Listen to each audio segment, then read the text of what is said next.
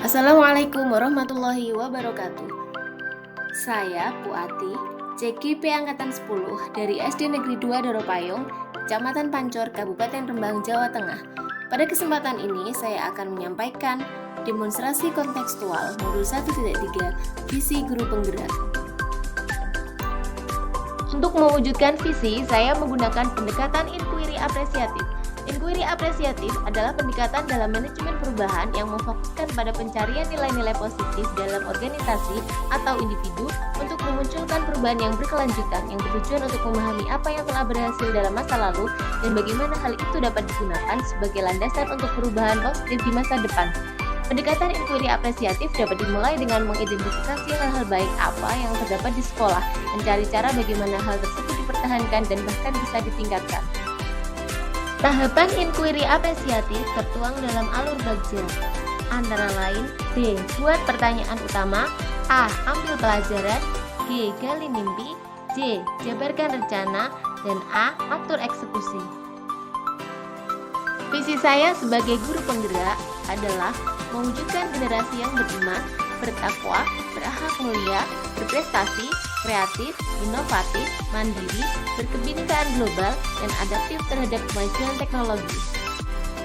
Adapun pernyataan prakarsa perubahan dari visi tersebut adalah menciptakan suasana pembelajaran yang menyenangkan dengan menanamkan nilai-nilai profil pelajar Pancasila untuk mewujudkan merdeka belajar melalui tahapan Bagja.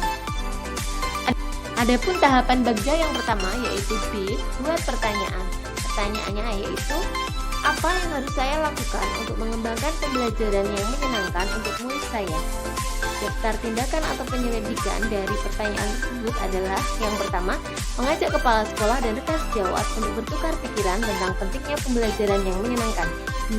Membaca literatur atau referensi bagaimana mengembangkan pembelajaran yang menyenangkan. Tahapan Bagja yang kedua yaitu A. Ambil pelajaran.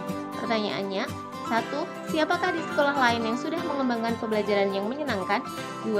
Aktivitas apa saja yang menurut siswa menyenangkan saat belajar? 3. Situasi apa yang dapat kita lihat sebagai kegiatan pembelajaran yang menyenangkan?